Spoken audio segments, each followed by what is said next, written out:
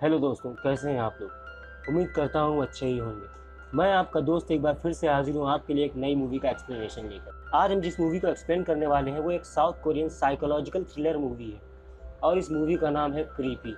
ये मूवी आपके दिमाग से खेलती है और आपको अंत तक बांधे रखती है। इसमें एक सीरियल किलर जो लोगों के दिमाग पर कब्जा करके कैसे लोगों के मर्डर करता है ये दिखाया गया है।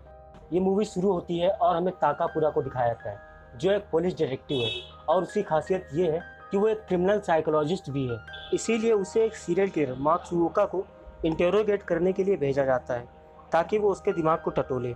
इंटेरोगेशन के दौरान ताकापुरा कुछ ब्रेक लेने के लिए बाहर आता है, तभी मौका देखकर मात्सुओको एक औरत को हॉस्टेज बना लेता है। अब ताकापुरा बड़े कॉन्फिडेंस से मात्सुओको को समझाने जाता है तो वो उसे फॉक मारकर घायल कर देता है, लेकिन आसपास जमा हो रही पुलिस को देखकर मात्सुओको डिप्रेस हो जाता है और वो उस औरत के गले में फॉक घुमाकर उसे मार देता है और पुलिस वहीं पर उसे गोली मार देती है जिससे मात्सुओका वहीं पर मर जाता है।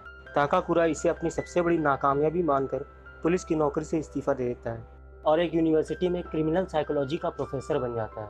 वो और उसकी पत्नी यासुको एक छोटे से टाउन में एक बहुत ही खूबसूरत से घर में शिफ्ट होते हैं। यासुको एक अच्छी कुक है और अगर कोई उसके खाने की तारीफ करे तो वो 7वें आसमान पर चढ़ जाती है। उनके घर में एक कुत्ता मैक्स भी है। यासुका कुछ ज़्यादा ही सोशल है तो वो ताकापुरा के साथ अपने पड़ोसी के यहाँ जान पहचान बनाने के लिए चॉकलेट लेकर जाती है, लेकिन उनकी नई पड़ोसी तनाका उनसे जान पहचान बनाने में बिल्कुल भी इंटरेस्टेड नहीं होती, इसलिए उन्हें वहाँ से भगा देती है। अब वो अपने दूसरे पड़ोसी निशिनो के घर जाते हैं लेकिन वो तो दरवाज़ा ही नहीं खोलता। यासुको इन सब बातों से बहुत नाराज़ होती है। एक दिन ताकापुरा अपना लेक्चर ख़त्म करके फील्ड रिसर्च कर रहा था तो उसे डेटाबेस में एक अजीब सा केस दिखाई देता है। हीनो शहर के एक फैमिली के 3 मेंबर लापता हैं और 6 साल से ये केस अभी तक अनसॉल्व्ड है। इस होंडा फैमिली में से एक दिन उनकी वाइफ, हस्बैंड और उनका लड़का लापता हो गया, लेकिन हाई स्कूल में पढ़ रहे उनकी लड़की साकी पीछे रह जाती है। ताकापुरा अभी डिटेक्टिव नहीं है लेकिन वो अपने सिलेबस के लिए इस केस को स्टडी करने का फैसला करता है। यहाँ दूसरी तरफ ओवर सोशल यासुको फिर से अपने पड़ोसी निशिनो को चॉकलेट देने जाती है। उसके पड़ोसी निशिनो का बिहेवियर कुछ अजीब सा है। उसका व्यवहार जरा भी दोस्ताना नहीं होता है। वो यासुको से चॉकलेट लेकर बिना थैंक्स कहे अपने घर में जाता है और दरवाज़ा बंद कर लेता है। यासुको को ये बहुत ही बुरा लगता है और वो समझ जाती है कि उसके दोनों ही पड़ोसी बकवास हैं। यहाँ ताकापुरा अपने असिस्टेंट के साथ होंडा फैमिली के घर जाता है। उस घर की फ़ोटो लेते वक्त उसे अजीब सी फीलिंग होती है, इसलिए वो घर के अंदर नहीं जाता और वहीं से वापस आ जाता है। रात को यासुको उसे अपने पड़ोसी निशिनो के अजीब बिहेवियर के बारे में बताती है तो ताकापुरा उसे अपने पुलिस के एक्सपीरियंस से बताता है कि जो लोग अजीब होते हैं वो अच्छे होते हैं। दूसरे दिन ताकापुरा से मिलने उसका एक एक्स कलीग नोगामी आता है। वो उससे बताता है कि होंडा फैमिली का इस तरह से गायब होना उसके लिए भी एक पहेली है। वो भी एक लौती लड़की को पीछे छोड़कर नोगामी ताकापुरा को एक ऑफ़र देता है कि अगर वो चाहे तो वो दोनों मिलकर इस केस को इन्वेस्टिगेट कर सकते हैं। इसीलिए वो दोनों अब उस घर के पास आ जाते हैं क्योंकि शुरुआत हमेशा क्राइम सीन से की जाती है। वहाँ उन्हें साकी मिलती है जो कि उस फैमिली में इकलौती बची हुई है। 6 साल से ये घर बिल्कुल वीरान पड़ा हुआ था और 6 साल बाद अचानक उस फैमिली मेम्बर की आखिरी मेंबर का वहाँ पर आना उन्हें अजीब सा लगता है। ताकापुरा उससे बात करने की कोशिश करता है तो वो घबरा कर वहाँ से भाग जाती है। ताकापुरा होंडा फैमिली के घर के बगल में बनाए हुए घर को एक बार देखता है और फिर वापस आता है। यहाँ यासुको अपने कुत्ते को टहला रही होती है, तभी उसका कुत्ता मैक्स निशिनो पर हमला करता है तो निशिनो उससे कहता है कि यहाँ के लोगों का व्यवहार दोस्ताना नहीं है, इसीलिए उसका भी व्यवहार ऐसा हो गया है। वो यासुको की बनाई हुई चॉकलेट की तारीफ़ करता है। तभी निशिनो की लड़की मियो स्कूल से वापस आती है। तभी मैक्स प्यार से मियो के पास जाता है। ये देखकर निशिनो को गुस्सा आता है। यासुको निशिनो से उसकी पत्नी के बारे में पूछती है तो निशिनो के चेहरे का रंग बदल जाता है और वो गुस्सा होकर अपनी बेटी को लेकर अपने घर के अंदर चला जाता है। इससे यासुको बहुत कंफ्यूज होती है। रात को घर लौटते वक्त ताकापुरा को निशिनो रास्ते में पकड़ लेता है और उसे शिकायत करता है कि उसकी वाइफ ज़बरदस्ती दूसरों की पर्सनल लाइफ में इंटरफेयर कर रही है। वो अपनी वाइफ को समझा ले, नहीं तो अंजाम बुरा होगा। निशिनो का यह अजीब व्यवहार देखकर ताकापुरा काफ़ी परेशान हो जाता है और वैसे भी ताकापुरा अपनी पत्नी की इन हरकतों से ही परेशान है और वो अपनी पत्नी को इतना ही समझाता है कि वो अपने इस अजीब पड़ोसी से दूर रहे। और दूसरे दिन वो साकी के घर जाता है तो साकी उसे बताती है कि कैसे क्या हुआ था। उसे ज़्यादा कुछ याद नहीं है, उसकी याददाश्त कमज़ोर सी हो गई है। दूसरी ओर यासुको कल की घटना से कोई सीख नहीं लेती और वह स्ट्यू का बाउल लेके निशिनो के घर पहुंचती है। निशिनो उसे फिर से घर पर देखकर परेशान होता है। निशिनो उसे अपने घर के अंदर ले जाता है अपनी वाइफ से मिलाने के लिए और अपनी बेटी से कहता है कि ये तुम्हारी माँ से मिलना चाहती है। मगर वो मियो की रिएक्शन से समझ जाती है कि यहाँ कुछ ना कुछ तो गड़बड़ है और वो वापस चली जाती है। वहीं दूसरे दिन साकी टाकाकुरा से मिलने यूनिवर्सिटी आती है। अब साकी 6 साल पहले का वो वाकया बताना शुरू करती है जिस दिन हाना फैमिली गायब हुई थी। वो बताती कि उसकी माँ छुप कर किसी से बातें किया करती थी। वो क्या बातें करती थी उसे कभी सुना नहीं, लेकिन वो बहुत घबराई हुई सी रहती थी। ऐसा लगता था फ़ोन की दूसरी तरफ जो शख्स है वो मेरी माँ को कंट्रोल कर रहा हो, और जैसे मेरी माँ ने उससे कर्जा लिया हो। और मेरी माँ का व्यवहार अजीब सा हो गया था। कभी वो हंसती थी तो कभी बच्चों की तरह बातें करती थी। साकी आके बताती है कि उसके भाई और डैडी के साथ भी वैसा ही होने लगा था, और इसकी वजह वो मिस्टीरियस आदमी ही था। साकी आगे बताती कि ये इसका भ्रम भी हो सकता है, लेकिन मेरी फैमिली के गायब होने के पीछे उसी मिस्टीरियस आदमी का हाथ है। साकी से बात करते वक्त टाकाकुरा को यह एहसास होता है कि अब साकी की याददाश्त धीरे धीरे वापस आ रही है। अब रात को यासुको निशिनो और मियो को अपने घर खाने पर बुलाती है। ये बात टाकाकुरा को जरा भी अच्छी नहीं लगती। निशिनो यासुको के खाने की तारीफ करता है, इससे यासुको बहुत ही खुश होती है।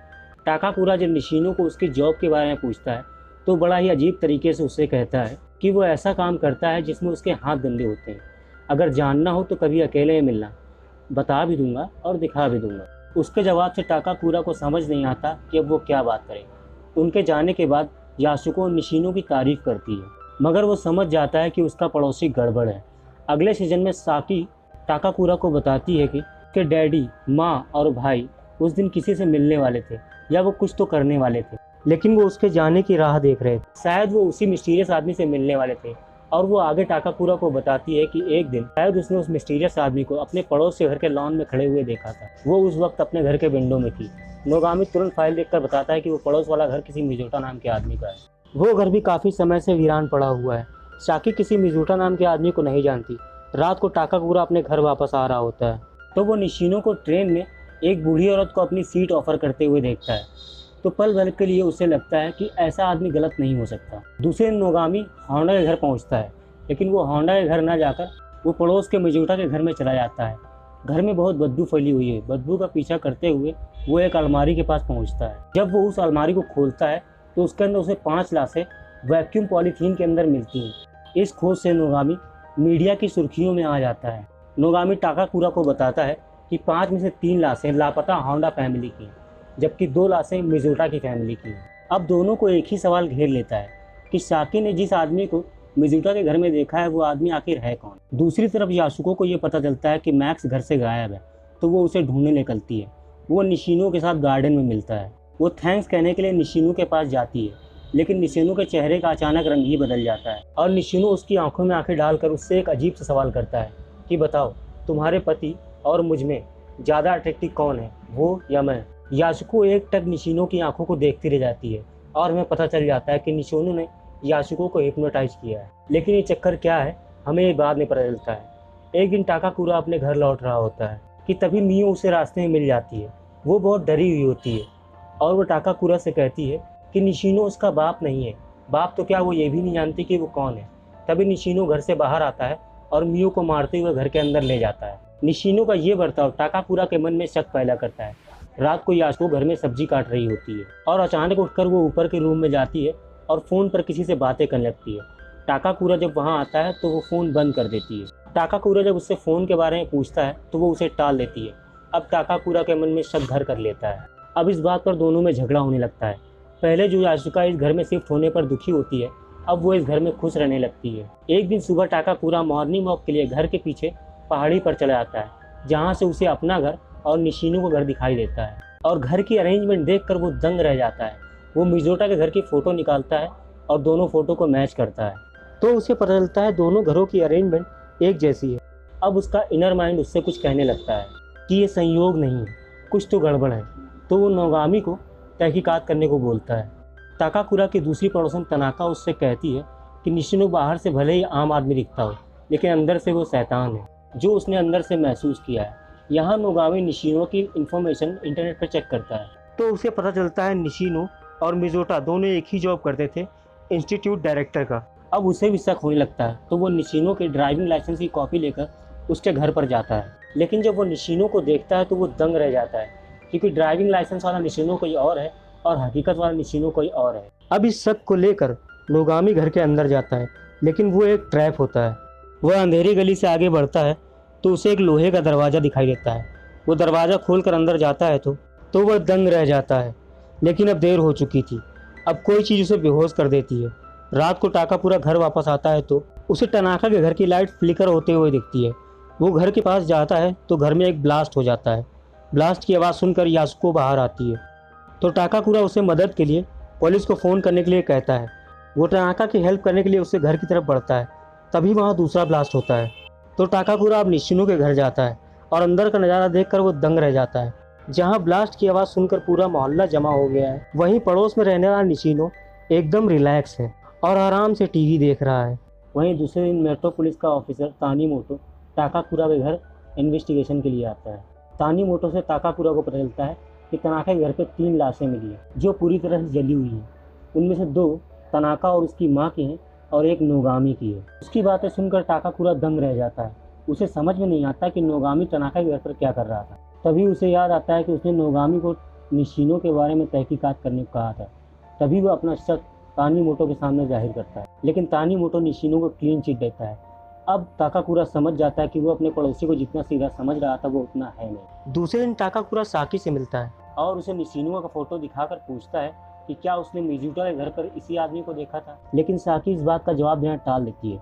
तो वहीं दूसरी ओर यासुको अब धीरे धीरे निशिनो के कंट्रोल में आने लगती है। निशिनो उसे अपनी बातों से और नज़रों से पूरी तरह से हिप्नोटाइज कर देता है। अगले ही पल हमें निशिनो के घर में वो तहखाना दिखाया जाता है जहाँ पर मियो नोगामी की बॉडी को वैक्यूम करके पॉलीथीन बैग में भरती हुई दिखाई देती है। पास ही मियो की माँ भी दिखाई देती है जो हिप्नोटाइज है। अब निशिनो मियो से कहता है कि उस औरत को इंजेक्शन दे। अब इनकी बातों से पता चलता है कि मियो का भाई मर चुका है। मियो अपनी माँ को बेहोशी का इंजेक्शन देती है। अब मियो अपनी माँ की मदद से नोगामी की बॉडी को तहखाने में डाल देती है।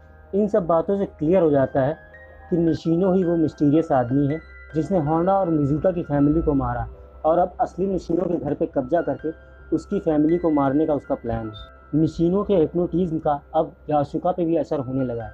वो खोई खोई सी रहती है और उसके हाथों पर इंजेक्शन के निशान हैं। एक रात मियो की माँ निशिनो पर हमला कर देती है तो निशिनो मियो से अपनी माँ को मारने के लिए कहता है। निशिनो एक ऐसा कातिल है जो लोगों को खुद नहीं मारता बल्कि उनके फैमिली मेम्बर्स से उन्हें मरवाता है, लेकिन मियो अपनी माँ को मारने से इनकार कर देती है तो निशिनो मजबूरी में उसकी माँ को गोली से मार देता है, लेकिन वो इसका इल्ज़ाम मियो पर डाल देता है। अब मियो की माँ की बॉडी को वैक्यूम करके पॉलीथीन में भरने के लिए वो यासुको को बुलाता है। अब मियो और यासुको मिलकर उसकी माँ की बॉडी को पॉलीथीन बैग में भर देती है। टाकाकुरा घर आता है तो डरी हुई मियो उसके पास जाती है, लेकिन तभी वहाँ निशिनो आ जाता है। निशिनो को वहाँ देखकर वो घर का दरवाज़ा बंद करता है, लेकिन तभी निशिनो चाबी से गेट खोलकर अंदर आ जाता है। अपने घर की चाबी निशिनो के पास देखकर टाकाकुरा गुस्सा हो जाता है और निशिनो को पीटने लगता है। तभी वो यासुको को निशिनो घर से निकलते हुए देखता है और वो समझ जाता है कि यासुको ने ही निशिनो को घर की चाबी दी है। टाकाकुरा निशिनो को मारने लगता है कि तभी पुलिस आकर उसको अरेस्ट करके लेके जाती है। टाकाकुरा पुलिस स्टेशन में तानीमोटो से कहता है निशिनो ने ही नोगामी को मारा है और उसी ने होंडा और मिजुटा फैमिली को ही मारा है। तानीमोटो टाकाकुरा से कहता है कि यही सब जानने के लिए हमने निशिनो को पुलिस स्टेशन बुलाया है, लेकिन दोनों जब उस कमरे में जाते हैं जहाँ निशिनो को रखा है तो उन्हें पता चलता है निशिनो वहाँ से भाग चुका है। अब दोनों निशिनो के घर के लिए निकलते हैं तो टाकाकुरा यासुको को देखने अपने घर चला जाता है तो तानीमोटो निशिनो को देखने उससे घर जाता है, लेकिन उसे वहाँ कोई दिखाई नहीं देता। तो वो तहखाने की तरफ जाता है, लेकिन वो एक ट्रैप होता है। वो तहखाने में बनाए गए गड्ढे में गिर जाता है। निशिनो इसे वो अजीब इंजेक्शन देकर मार देता है। यहाँ टाकाकुरा को घर में यासुको नहीं दिखती तो वो उसे ढूंढते ढूंढते निशिनो के घर आता है तो यासुको उसे वहाँ नशे में मिलती है। वो जैसे जैसे करके यासुको को वहाँ से लेकर निकलता है कि तभी निशिनो गन लेकर वहाँ आ जाता है। वो टाकाकुरा से कहता है कि उसने हिप्नोटाइज करके यासुको को अपने बस में कर लिया है, इसलिए वो जैसा कहेगा वो वैसा ही करेगी। निशिनो यासुको को गले पर गन लगा देता है। ये देखकर टाकाकुरा के अंदर का साइकाट्रिस्ट जाग जाता है। वो मेंटल गेम खेल के यासुको को अपने पास बुलाता है। उसे यही साबित करना होता है कि वो मेंटली निशिनो से ज़्यादा मजबूत है। इमोशनल होकर यासुको टाकाकुरा के पास आ जाती है। अपनी हार होते देख निशिनो बेबस हो जाता है, लेकिन तभी अचानक से यासुको टाकाकुरा के हाथ में इंजेक्शन लगाती है जिससे टाकाकुरा बेहोश हो जाता है। निशिनो जीत जाता है। अब निशिनो ये घर छोड़ने की तैयारी कर रहा होता है। उसे नए घर की तलाश। निशिनो, टाकाकुरा, यासुको, मियो और मैक्स को लेकर गाड़ी से कहीं जा रहा होता है। उन्होंने टाकाकुरा को हथकड़ी से बांध रखा है। अब एक आइसोलेटेड बिल्डिंग के पास जाकर निशिनो उसके टेरेस पर जाता है। दूरबीन से उसे जैसा चाहिए वैसा घर ढूंढने लगता है और उसे जैसा घर चाहिए वैसा ढूंढने लगता है और उसे मिल भी जाता है। वही आगे पीछे से पड़ोसी घर से जुड़ा हुआ है। वो नीचे आकर ये खुशखबरी सबको देता है अब वो नई बिल्डिंग में रह रही फैमिली को मारने के लिए एक प्लान बनाता है। अब वो मियो से कहता है कि तुम हमेशा की तरह मेरी लड़की बनोगी और टाकापुरा और यासुको मेरे कजिन। लेकिन मैक्स, जो कि यासुको का कुत्ता है, वो उसकी फैमिली में कहीं भी फिट नहीं बैठ रहा होता। तो वो मैक्स को मारने का फैसला करता है और वो उसे मारने के लिए अपनी गन हिप्नोटाइज किए हुए टाकापुरा को देता है। ऐसा वो इसलिए करता है क्योंकि वो अपने हाथों से किसी की हत्या नहीं करना चाहता। उसे अपने ब्रेन वॉश पर पूरा यकीन होता है जो उसने टाकापुरा का किया है। लेकिन टाकापुरा पूरे अपने होश में होता है। वो गन से निशिनो को मार देता है। जैसे ही निशिनो मरता है, मानो सबके दिमाग से उसका हिप्नोटिज्म उतर जाता है। मियो खुशी खुशी वहाँ से मैक्स को लेकर निकलती है, तो वहीं यासुको अब रोते हुए टाकापुरा के गले से लिपट जाती है और ये मूवी इसी सीन पर आकर ख़त्म हो जाती है। तो चलिए अब थोड़ा कैरेक्टर्स को एक्सप्लेन करते हैं। निशिनो, जो कि anti social personality disorder psychopath है, ये एक ऐसी कंप्लीट फैमिली को अपना शिकार बनाता है जिसमें हस्बैंड, वाइफ, लड़की और लड़का हों। फिर वो कन्वर्सेशनल हिप्नोसिस के जरिए घर की लड़की को अपने वश में करता है, जैसे साकी और मियो। फिर वो घर की लड़की से फैमिली को मरवा देता है, जैसे साकी ने अपनी फैमिली को मारा था।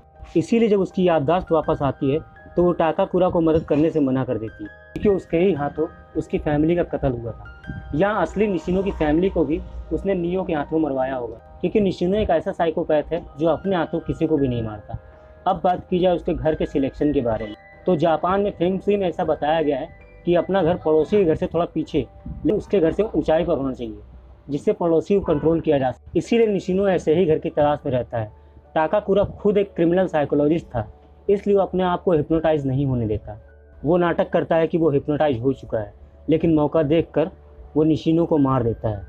तो आपको ये साइकोलॉजिकल थ्रिलर मूवी कैसी लगी, हमें कमेंट करके ज़रूर बताएं। और अगर आपको वीडियो पसंद आया हो तो वीडियो को लाइक करें और प्लीज़ हमारे चैनल को सब्सक्राइब करें, ताकि हम आपके लिए ऐसी ही मज़ेदार वीडियो लेकर आते रहें। Thanks for watching. फिर मिलेंगे एक नई मूवी के साथ।